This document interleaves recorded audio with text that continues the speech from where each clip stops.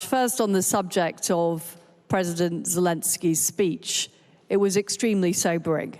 I was in Kiev earlier this week and I saw for myself the impact the security threat is having on Ukraine and on stability in Ukraine.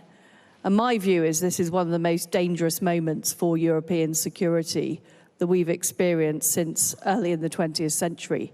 And we need to show unprecedented unity. There are many people who would want to think hopefully about the situation, but I think we need to prepare for the worst case scenario, and that worst case scenario could happen as early as next week. The reality is that Russia does want to turn the clock back. They want to turn the clock back to the 1990s and before, and we've already seen a pattern of behavior. We've seen Russia invade 2 sovereign nations, and in the last week alone, we've seen a doubling of disinformation, and we've seen false flag operations in the Donbass region. I'm afraid that Russia has shown that they are not serious about diplomacy. They've refused to engage in talks at the OSCE. And we need to be strong, because that is the only thing that Russia understands.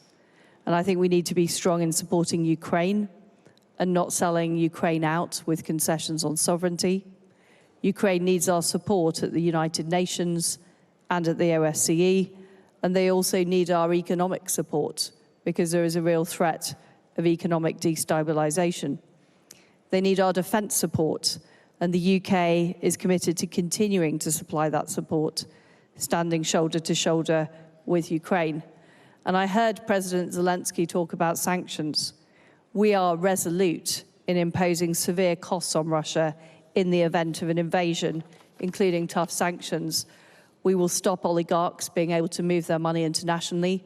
We will stop them traveling, and we will make it tougher for Russian companies to tap into our capital markets. And we're also going to make it harder for Russia to access sovereign debt markets. You asked me about Europe. We are working very closely with the European Union.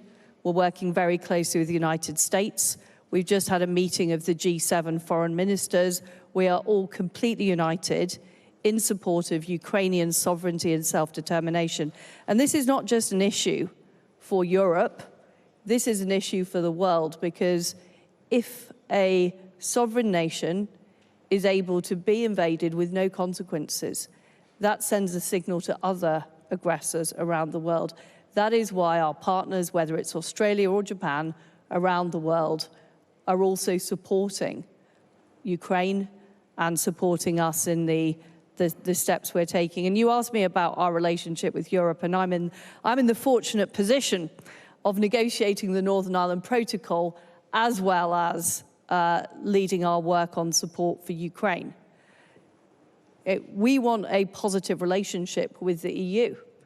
We left the EU, but we didn't leave Europe. And we care deeply about European security. We have a very positive trading relationship with the EU. There are issues with the Northern Ireland Protocol. We need to maintain peace and political stability in Northern Ireland.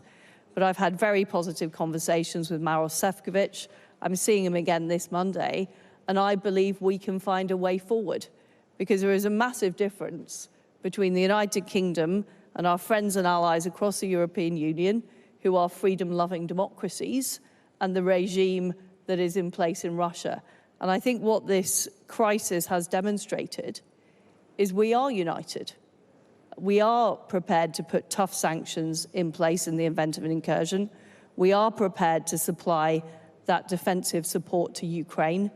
And we are prepared to stand up and be counted. And that's what our Prime Minister Boris Johnson's speech today, it wasn't a surprise to me he was coming, but maybe it was a surprise to you. But this is why the UK has sent a large delegation to the Munich Security Conference. We care deeply about this. We want to work with our partners across Europe, across the Atlantic, and around the world to defend peace and to defend democracy and freedom.